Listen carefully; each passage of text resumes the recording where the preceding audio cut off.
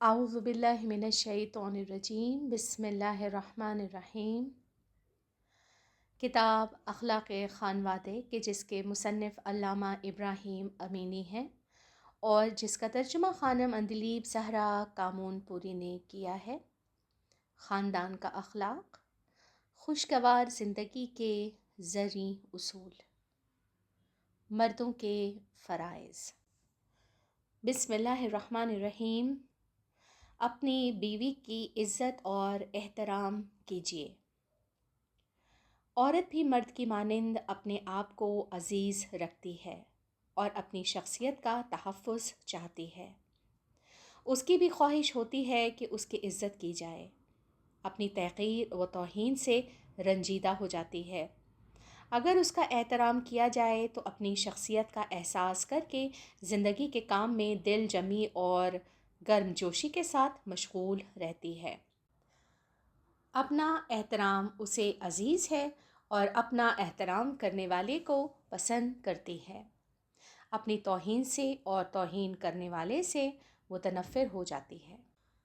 جناب عالی، آپ کی بیوی یقیناً آپ سے اس بات کی توقع رکھتی ہے کہ دوسروں سے زیادہ آپ اس کی عزت کریں گے، اور اس کی یہ توقع حق بجانب ہے، کیونکہ آپ کو اپنی زندگی کا شریک اور بہترین اور سچا دوست سمجھتی ہے۔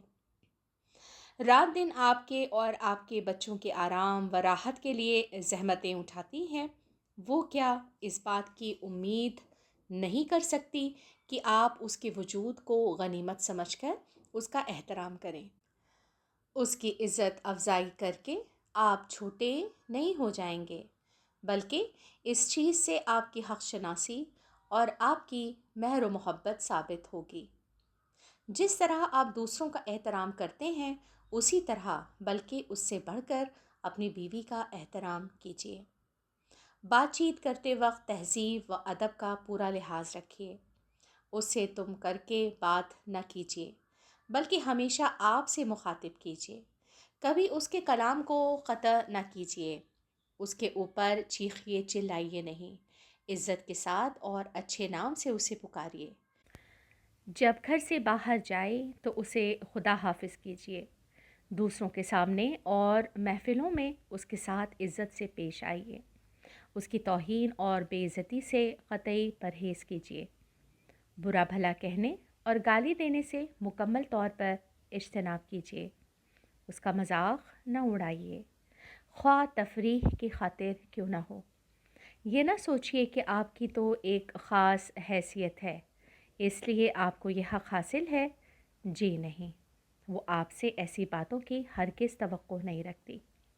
یہ بات اس کی دلی رنج کا باعث ہوگی، خواہ منہ سے نہ کہے۔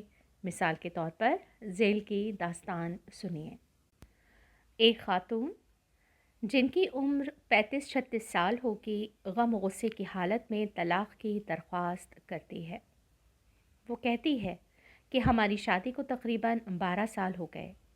میرا شوہر اچھا آدمی ہے، ایک مکمل انسان میں پائی جانے والی بہت سی خصوصیات اس میں موجود ہیں، لیکن اس نے کبھی یہ نہیں سوچا کہ میں اس کی بیوی، اس کی شریک زندگی اور اس کے بچوں کی ماں ہوں۔ اپنے خیال میں بزم آرا اور خوش باش قسم کا آدمی ہے۔ محفلوں میں میرا مذاق اڑاتا ہے۔ آپ اندازہ نہیں لگا سکتے کہ مجھ کو کتنی اذیت ہوتی ہے۔ میرے اعصاب پر اس کا بڑا خراب اثر پڑا ہے اور میں بیمار رہنے لگی ہوں۔ اپنے شوہر سے میں نے 1000 بار کہا، بارہا عاجزی کے ساتھ سمجھایا کہ میں تمہاری بیوی ہوں، کوئی بچہ نہیں ہوں۔ یہ مناسب نہیں کہ تم آشنا وغیر سب کے سامنے مجھ سے مذاق کرنے لگتے ہو اور مزاحیہ جملے بولتے ہو کہ دوسرے ہنسیں اور لطف لیں۔ میں اکثر ان باتوں سے شرمندہ ہو جاتی ہوں، اسی لیے کبھی اپنے شوہر کی باتوں کا جواب ان کے انداز میں نہیں دے سکی۔ بارہا میں نے ان کی خوشامد کی، التجا کی، مگر سب بے سود، اور یہ اپنی ان حرکتوں سے باز نہیں آتا۔ لہٰذا اب میں نے ارادہ کر لیا ہے کہ ایسے ناقدر انسان سے علیحدگی اختیار کر لوں، जिसने कभी मेरी इज़्ज़त व एहतराम का लिहाज नहीं रखा। मज़कूरा खातून की तरह सभी ख़वातीन अपने शौहर से इस बात की तवक्को रखती हैं कि वो उनकी इज़्ज़त करें, और अगर उनकी बेइज़्ज़ती की जाए तो सख्त नाराज़ हो जाती हैं। अगर शौहर की तौहीन आमेज़ रवैये के मुकाबले में खामोश रहें तो इसका मतलब ये नहीं कि उन्हें इस बात का एहसास नहीं और वो राज़ी हैं, बल्कि यकीन जानिए दिल में बेहद रंजीदा होती हैं। ख्वाह मसलहतन ज़बान से कुछ ना कहें, अगर आप अपनी बीवी की इज़्ज़त करेंगे तो वो भी आपका दिल से एहतराम करेगी और आपकी बाहमी ताल्लुकात से रोज़ बरोज़ मज़बूत और खुशगवार होते जाएंगे। दूसरों की नज़र में भी आप काबिल एहतराम रहेंगे। अगर आपने उसकी बेइज्जती की और उसने इसका बदला लिया तो कसूरवार आप खुद ही हैं। बरादर अज़ीज़, बीवी लाने और लौंडी लाने में बहुत फ़र्क होता है। बीवी आपके घर लौंडी या कैदी की हैसियत से नहीं आई है, बल्कि वो एक आज़ाद इंसान है और सआदतमंदाना तौर पर एक मुश्तरका ज़िंदगी की बुनियाद डालने की ग़रज़ से आपके घर आई है। जो तवक्कुआत आप उससे रखते हैं, बिल्कुल वही तवक्कुआत वो आपसे भी रखती है। लिहाजा वैसा ही सलूक उसके साथ कीजिए जैसा सलूक आप चाहते हैं कि वो आपके साथ करे। हज़रत रसूल खुदा का इरशाद गिरामी है कि जो शख्स किसी मुसलमान की इज़्ज़त करेगा, खुदा भी उसकी इज़्ज़त करेगा। पैगंबर इस्लाम का ये भी कौल है कि नेक और बुलंद मर्तबा लोग अपनी बीवियों की इज़्ज़त करते हैं और पस्त ज़हनियत और नीच लोग उनकी तौहीन करते हैं। एक और मौके पर आप फरमाते हैं, जो शख्स अपने घर वालों की बेइज्जती करता है, ज़िंदगी की मसरतों को हाथ से खो देता है। हज़रत इमाम जाफ़र सादिक़ अलैहिस्सलाम अपने पिदर गिरामी हज़रत इमाम मोहम्मद बाक़र अलैहिस्सलाम से नक़ल करते हुए फ़रमाते हैं, जो शख्स शादी करे उसे चाहिए कि बीवी की इज़्ज़त और उसका एहतराम करे।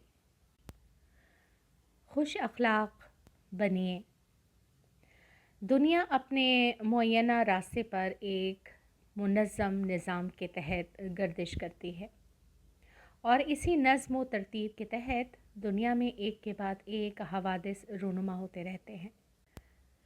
इस वसी व अरीज़ कायनात में हमारा नाचीज़ वजूद एक छोटे से ज़र्रे के है जो हर लम्हा दूसरे ज़र्रों के साथ हरकत में है। कायनात का निज़ाम हमारे हाथ में नहीं है और दुनिया के हादसात हमारी मर्ज़ी व मंशा के मुताबिक रूनुमा नहीं होते। सुबह जब हम घर से निकलते हैं, उस वक्त से लेकर जब वापस लौटते हैं, तरह तरह के छोटे बड़े मुश्किल हालात से गुज़रना पड़ता है। ज़िंदगी के मैदान में और कस्ब माश के सिलसिले में, जिसे एक तरह से मैदान जंग से तशबीह दी जा सकती है, बेशुमार मुश्किलात का सामना करना पड़ता है। मसलन टैक्सी के इंतज़ार में खड़े हैं, फ़लाँ शख्स ने तौहीन कर दी, किसी की ऐब जुई और सरजनिश का शिकार होना पड़ा।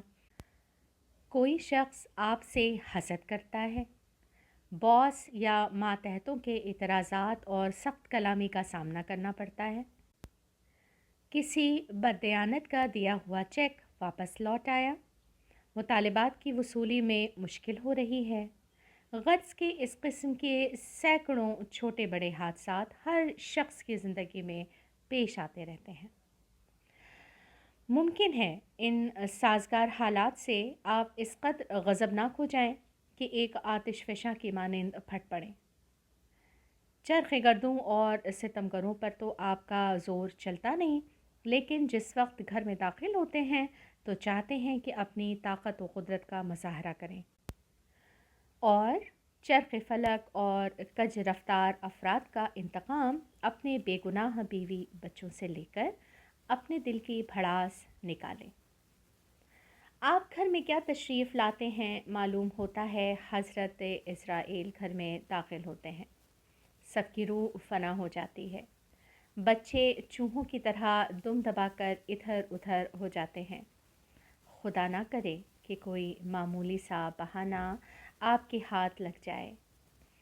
کھانے میں نمک تیز ہو گیا یا کم ہے، چائے فوراً پیش نہ کی گئی یا معصوم بچے نے شور مچا دیا، گھر میں کوئی چیز غلط جگہ پر رکھی ہوئی ہے یا بیوی کے منہ سے کوئی نامناسب لفظ نکل گیا، واہ مصیبتہ، قیامت آ گئی ہے، اور صاحب بہادر بم کی طرح پھٹ پڑے۔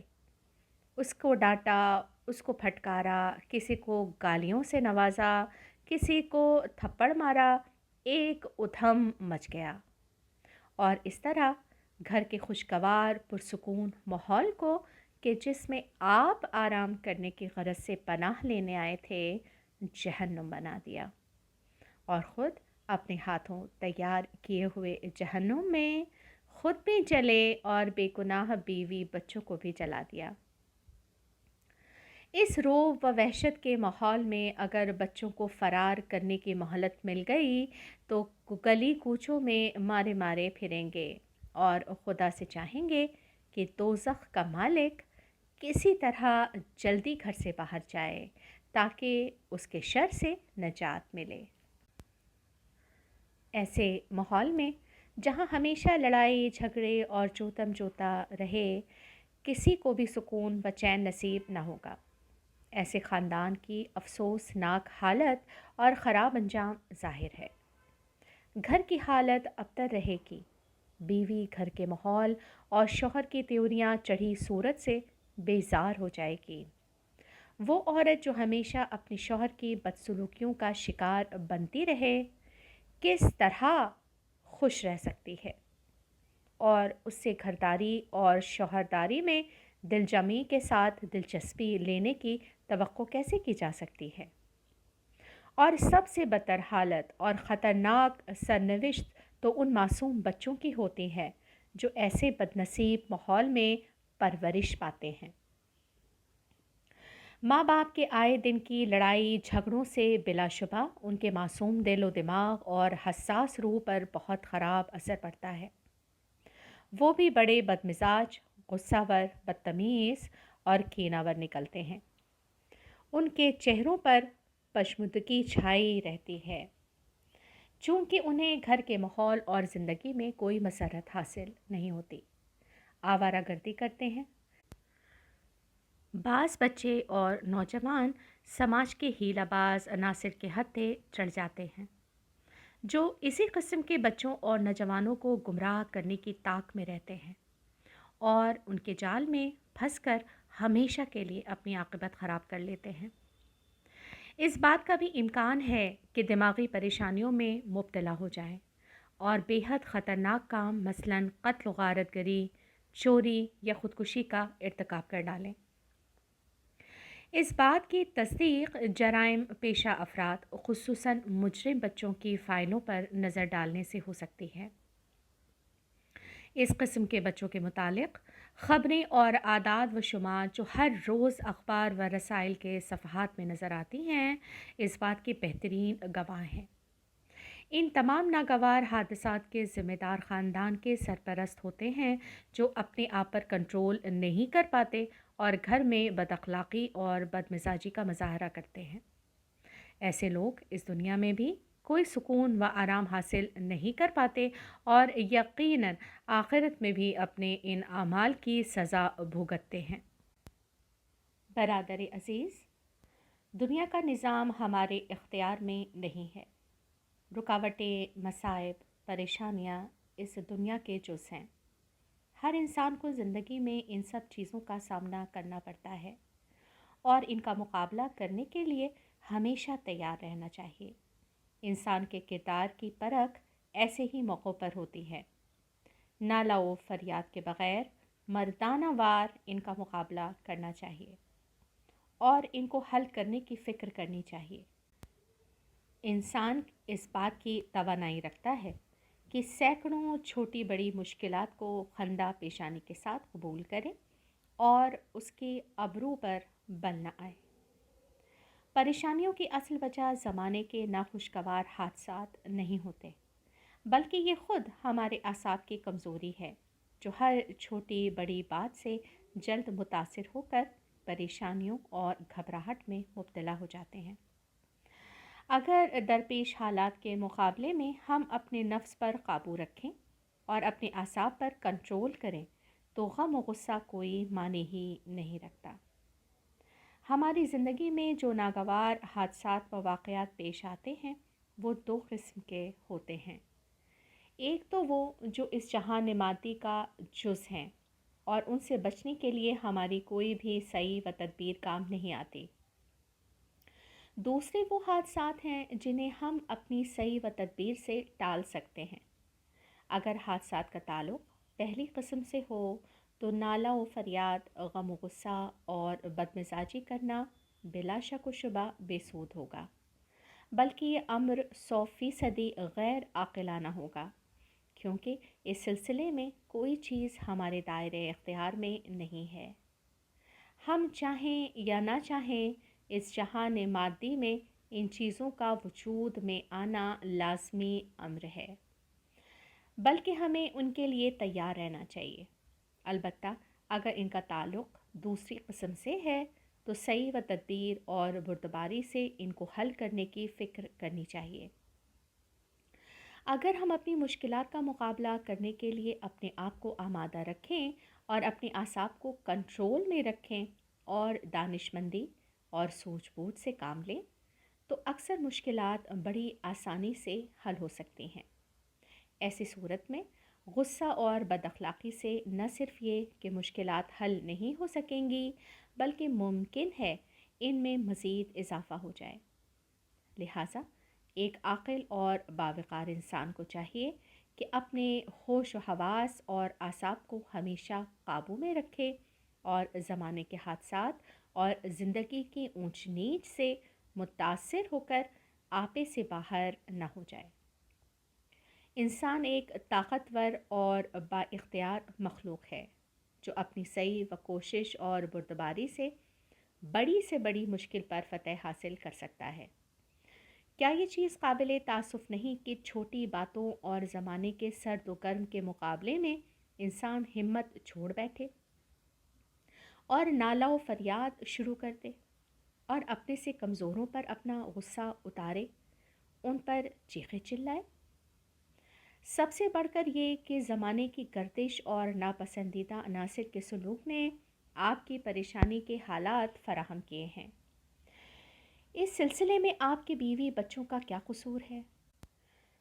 آپ کی بیوی صبح سے اب تک گھر کے کاموں میں مشغول رہی ہے، کھانا پکانے، کپڑا دھونے، گھر کی صفائی اور بچوں سے نپٹنے جیسے صبر آزما مراحل سے گزری ہے، اور تھکی ہاری آپ کے انتظار میں ہے کہ آپ گھر آ کر اپنی خوش اخلاقی اور مہربانی سے اس کے دل کو شاد کر کے اس کی ساری تھکاوٹ دور کر دیں گے۔ آپ کے بچے بھی صبح سے اب تک اسکول میں پڑھائی میں مشغول رہے ہیں، ان کا دل و دماغ بھی تھکا ہوا ہے، یا دکان یا کارخانے میں کام میں مشغول رہے ہیں اور اب تھکے ہارے گھر لوٹے ہیں اور اپنے باپ سے اس بات کی توقع رکھتے ہیں کہ اپنی میٹھی میٹھی محبت و شفقت بھری باتوں کے ذریعے ان کی تھکن دور کر دے گا، اور باپ کا شفیق رویہ اور اظہار محبت ان میں ایک نئی روح پھونک دے گا اور انہیں مزید سعی و عمل کے لیے حوصلہ عطا کرے گا۔ جی ہاں، آپ کی بیوی بچے دل میں سینکڑوں امیدیں اور آرزوئیں لیے آپ کے منتظر ہیں۔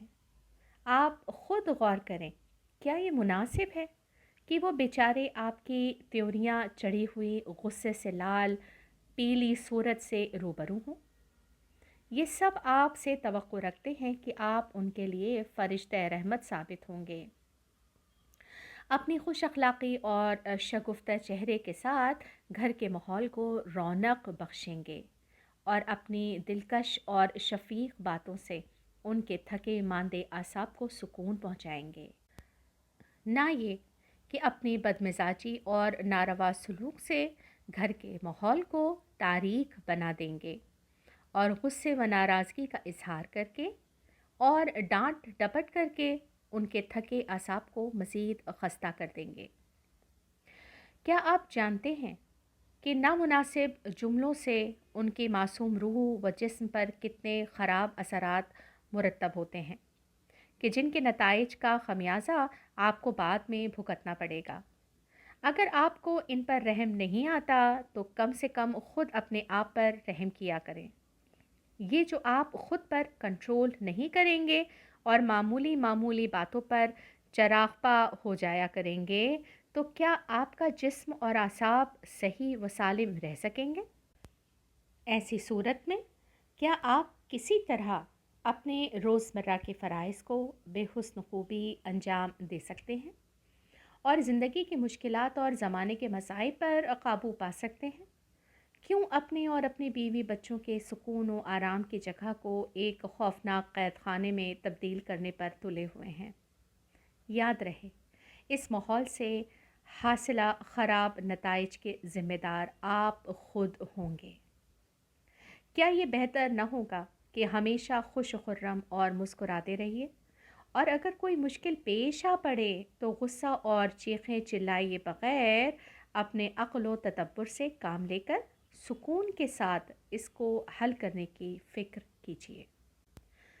کیا یہ بہتر نہ ہوگا کہ جب آپ اپنی توانائیوں کو پھر سے بروئے کار لانے کی غرض سے اپنے گھر کی آسائش گاہ میں قدم رکھیں تو اپنے دل میں خود اس بات کا تجزیہ کریں کہ غصہ اور بدمزاجی سے کوئی مشکل حل نہ ہوگی، بلکہ اعصاب اور زیادہ خستہ ہو جائیں گے، بلکہ ممکن ہے اور کئی نئی مشکلات پیدا ہو جائیں۔ لہٰذا بہتر ہے توانائی کے بحالی کے لیے فی الحال آرام کریں تاکہ آپ کے جسم کو آرام ملے۔ اس کے بعد تر و تازہ ہو کر اطمینان کے ساتھ اس مشکل سے نپٹنے کی فکر کیجیے۔ تھوڑی دیر کے لیے زندگی کی پریشانیوں اور تلخ حادثات کو بھول جائیے اور گشادہ پیشانی کے ساتھ مسکراتے ہوئے گھر میں داخل ہوئیے۔ خوشگوار اور محبت بھری باتوں سے اہل خانہ کے دلوں کو شاد کیجیے۔ اطمینان کے ساتھ پرلطف باتیں کیجیے، ہنسیے، ہنسائیے، خوشگوار ماحول میں کھانا کھائیے اور آسودہ اعصاب کے ساتھ سو جائیے یا آرام کیجیے۔ اس طریقہ کار سے آپ اپنے بیوی بچوں کے دلوں کو اور گھر کے ماحول کو خوش اور پرسکون بنا سکتے ہیں اور انہیں اپنے اپنے کاموں میں سرگرم رہنے کے لیے آمادہ کر سکتے ہیں اور خود بھی صحیح و سالم اعصاب کے ساتھ اپنے فرائض انجام دے سکتے ہیں۔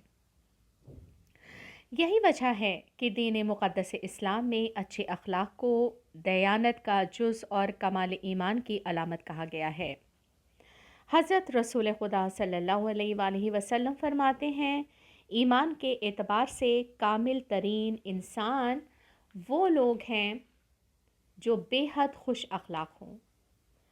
تم میں سے بہترین انسان وہ ہے جو اپنے خاندان کی نسبت نیکی کرے۔ پیغمبر اسلام کا ارشاد گرامی ہے کہ اچھے اخلاق سے بہتر کوئی عمل نہیں ہے۔ امام جعفر صادق علیہ السلام فرماتے ہیں، نیکوکاری اور خوش مزاجی گھروں کو آباد اور عمر کو طویل کرتی ہے۔ امام جعفر صادق علیہ السلام کا یہ بھی قول ہے کہ بد اخلاق انسان خود کو عذاب میں مبتلا کر لیتا ہے۔